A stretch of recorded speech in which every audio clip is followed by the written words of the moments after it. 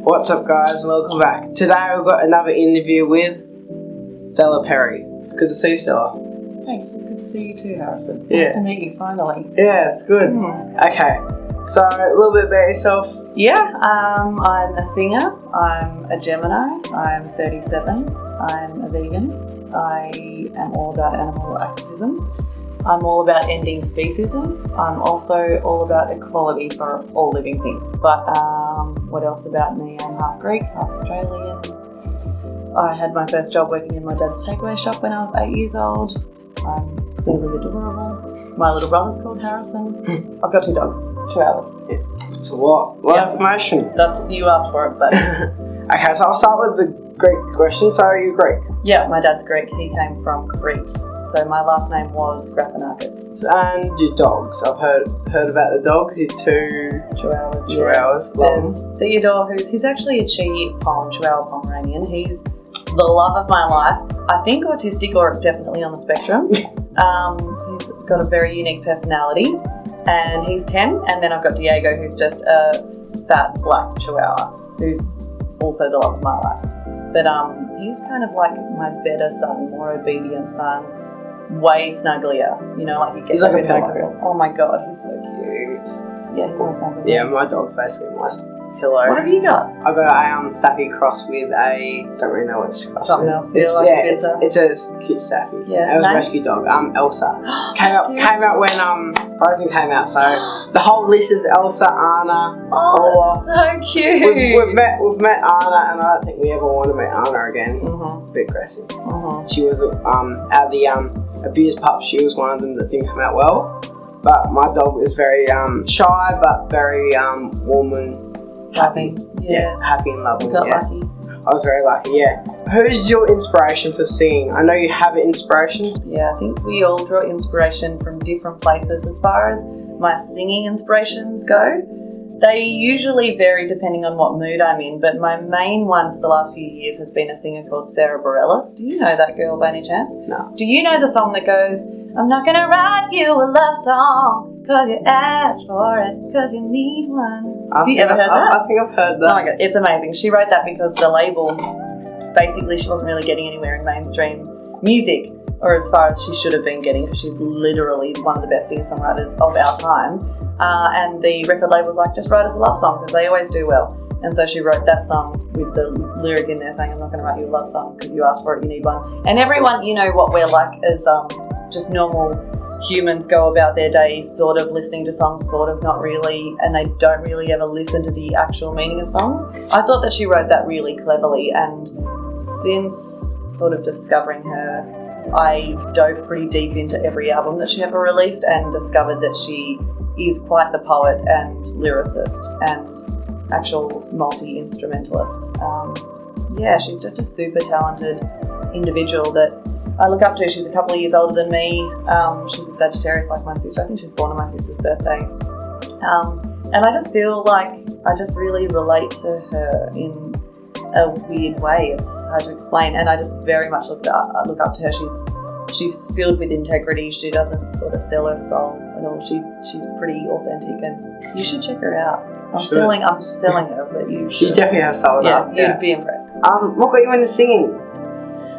My elder sister probably would be the true actual answer. She's 5 or so years older than me, and she was super into music when we were little. Like, you know, do you have any older siblings? No, I'm my only child. Oh, God. It's weird. There's something about older siblings that you just tend to like monkey see, monkey do. So she was into Mariah Carey, I was into Mariah Carey. She was into Guns N' Roses, I was too. And I don't know, we just sort of sang around the house together a lot, and then it sort of turned into an obsession for me, whereas she really loves singing and she loves the stage. She's like super entertaining as a person, huge personality. But there's just some personalities that I think sort of take it on in a more serious way. So I just got really serious about singing and begged my mum for singing lessons. I think I was 11 when I started those. And then she bought me a $100 piano that was out of tune when I was 12. So I started writing my own songs. But before that, when I was 8, I was just writing poetry in my diary and sort of making up melodies. And I'd I'd draw lines and dots around it to remind myself of how the melody went, because I had no idea what notation was. And what it meant to actually write music out properly. And so I was doing something, I guess, before I knew what it was. So I think from a very early age, I gravitated to music and singing. Singing's obviously your passion, but what is your most memorable performance? Okay, I'll quickly go into the elephant in the room. You banned The Voice in 2020 this year, correct? Yep. Most memorable performance on The Voice then, or would you say of my life? Of your life.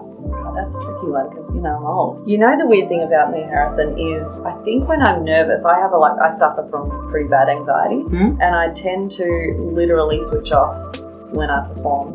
So quite often I will walk off the stage and not have any idea what I just did. It's like I black out. So it's a hard question to answer, honestly. I could totally make something up, but I don't remember most performances, is the honest answer, because I freak out. I think a lot of people freak out on stage, and stage fright is very common. And I've done dancing for 10 years, and I've still got that nervousness going on stage and just being freaked out. And being in front of a camera is not too bad. Like, there's no audience, you've just got that little machine camera right there, but you still feel nervous, like doing with people in the room and people just watching you, that attention. I mean, butterflies is good, and I understand that nerves, everyone says, oh, if you don't get nervous, then you're like, you know, should probably quit. But I mean, like anything, there's just degrees of things. There's like a little bit of nerves, and then there's like almost passing out. I'm usually around that side of things. It's terrifying. And I'm still trying to manage that, because I do vocal coaching, and most of the people I teach suffer from anxiety. So I need to be the example to those kids that you shouldn't let hurdles like that stop you. You know what I mean? Yeah. Like, God, if I let that stop me, I would probably have stopped when I was 12. Being on The Voice, how was it? Like, it's obviously a very, like, a lot of people don't go on The Voice because they're nervous and like, oh, this could make or break me. The getting that criticism that you probably don't want to hear, but then you know you need to hear. So what was it like? It's like putting your fate in someone else's hands. It's like falling in love with a dangerous human, like, you know, someone that's not good on paper. It's just it's terrifying, because you could do a performance that the judges love, so that Australia loves it, or you could do a performance that everyone at home loves, but the judges hate it, so then everyone ends up hating it. Like, it's almost like it could depend on the day. I feel like the whole thing was out of my hands, and I feel really lucky to have had the adventure that I did, because it just seemed like super positive after positive. Like, my blind audition was awesome and got really great sort of a reaction that I was not expecting, by the way. I remember before the doors opened, and there was like this hot security girl there. She was like, good luck, have you turned a chair? And I was like, I don't know, I will, but thanks. And they opened the doors, and I walked up, and I just remember my heart was pounding. Like, I looked down and my t-shirt was doing that, you know, like it was literally pounding. And I thought I came off, even though 4 chairs turned, I remember feeling really down on myself that night in the hotel room. I was just like, that sucked. I don't think I was good. I think when I see that on TV, everyone's going to wonder why all those chairs turned. And like, I just was in this like super negative mindset, and I couldn't believe the honest, like the good reactions I was getting from even friends and family, people that have always been honest to me. They were like, no, it was really good. Like, I cried, I was moved. And I was like, really? Because I think I was having an out-of-body experience. I was like going from watching myself to really feeling it, to then, you know, being like, you stuffed that up, why would you do that? And then back into the moment again, which as a, I don't know if you, with dancing, as a performer, like, the whole challenge of performing to the best of your ability is staying present. That's what you need to do. Yeah. To sell it to the audience, because you're telling a story, whether it's with dance or singing, you can't be faking that. People can smell bullshit, you know? Yeah. You've got to like sing it like you mean it, dance like you mean it. That's what I teach all my kids and adults. It all starts somewhere. Every story starts somewhere. So let's rewind the clock. So I've actually heard that you used to ride a Harley Davidson bikes. I have ridden Harley Davidson bikes, yes. But that's, I would say, a newer activity in my life. That's a newer one? Yeah. I mean, I've always had a fascination with motorbikes since I was 12, and I knew I was going to ride bikes in my life. But yeah, it's something that the first 3 times I got on a motorbike. Are you familiar with how bikes work? The accelerator and the brake is on the same hand. Why would anyone do that, by the way? It's stupid. So I rode into a fence. Literally a fence the first place was in Greece. I was in Greece on a bike and I rode into a fence, and then the second time was in Australia. Somehow it's just like I find a fence. if there's a fence, I will find it on a motorbike and I will ram into it. But, you know, whatever, I did that 3 times and took me to like my adult life, and then my husband was like, you're getting back on the bike, and I was like, I'm just going to ride into a fence. He was like, no you won't, I'll teach you. He taught me how to ride, and it was on like a little CB100, great bike to learn on, and I didn't ride into a fence. So I've got a personal question as well. With The Voice, going back to it quickly, so you would have met the judges, like there was a good room, Guy Sebastian. Would you say they're what you thought they would be like, or they like what people were saying, like, oh, they're only in the spotlight, they act nice in the spotlight, then off stage they're all nasty? No, they all were. The only thing I will say, by the way, if that's your version of a personal question, honey, you need to dig deeper, because I can go way more personal than that. But we'll go here. Yeah. Delta is like the nicest person in the whole world. I had my doubts about that before the show, just because I assumed what most people assume, which is, how can anyone be that nice? Like, it's got to be, how can any of those famous people be that nice? But they are. Like, when the cameras stop rolling and the lights are all turned off and you're all walking down the hallway together, like, there's a bit of banter there, and like, yes, they have their people around them, like they might have their manager walking with them or a personal assistant, but they are so down to earth. And so, like, hey, that was really good, like, I loved it when you did this. And she's like, oh, thanks. Like, I don't know, they're not getting paid to say any extra things to you. They get paid when they're in the coach's seat and they're saying what they're saying to you then. But I think that shows a lot of true character of who they really are, like how they act when no one's watching. And Delta was a perfect example of, she would even be like having an important thing to go to after we were interacting. She'd be like, hold up, I'm talking to Stella, got to just get this off my chest, and she'd just be saying really beautiful things to me all the time, and just encouragement and support. And you know, I feel like she was really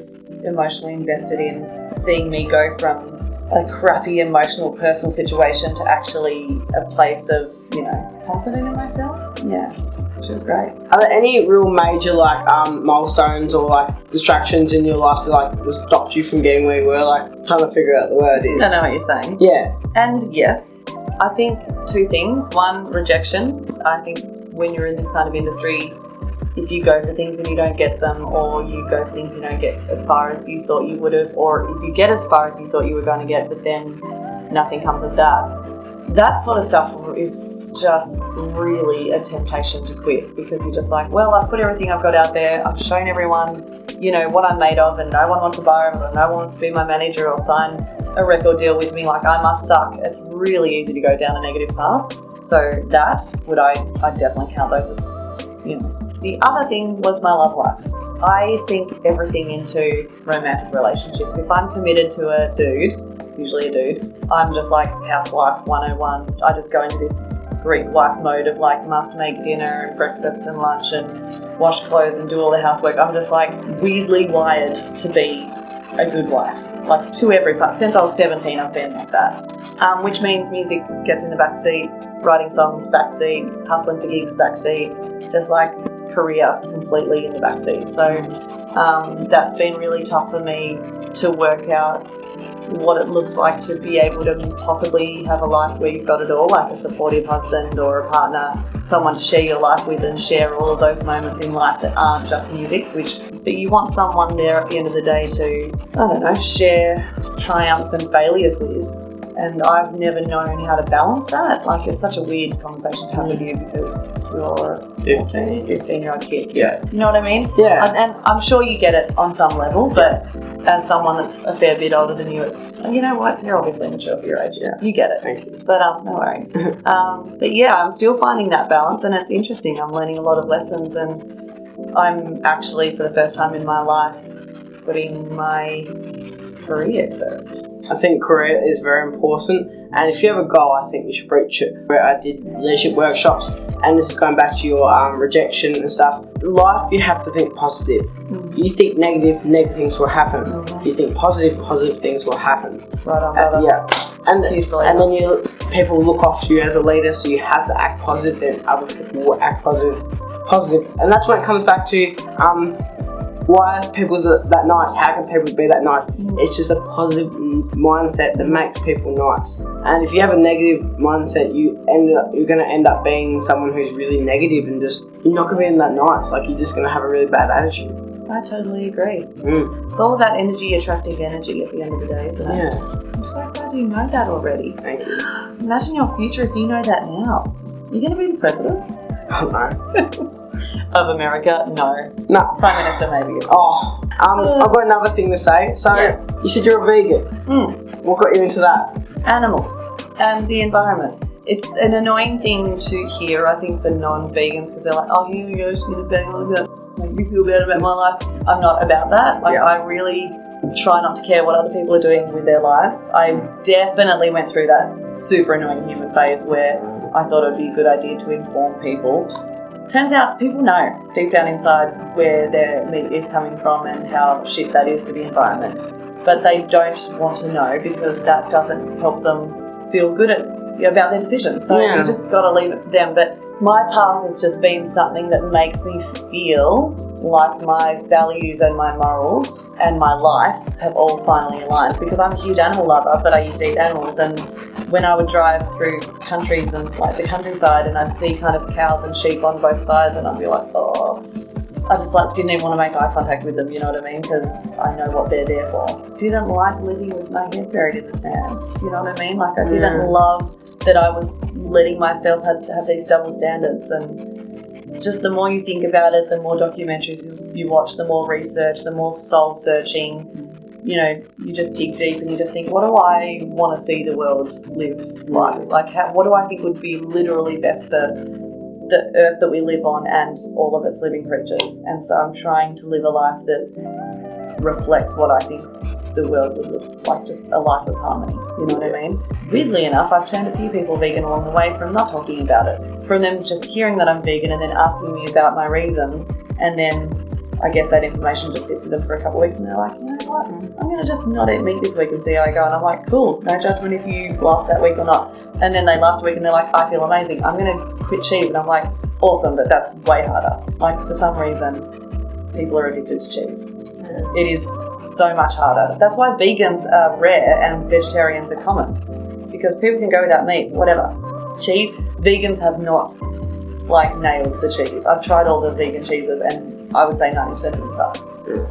I'm going to be honest. Vegan community will hate me for saying that. I don't give a shit. We've not nailed the vegan cheese. We need to keep trying. Guess what? What? I'm vegan. No! How? When? Why? How? Why? What? Oh, I did. When? Okay, so How long you been so quiet that whole time? Okay, so I did do a video about me going vegan for 30 days. It was a challenge. James Aspie challenge? No. It was a challenge.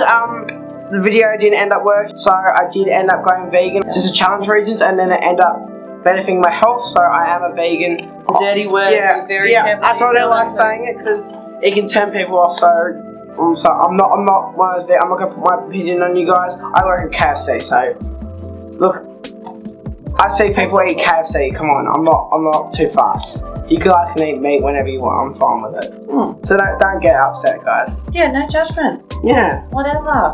You do you, honeybee. Okay. Final question. Is it? Are you sure it is? Have you thought about what this is? Yeah. Okay, go.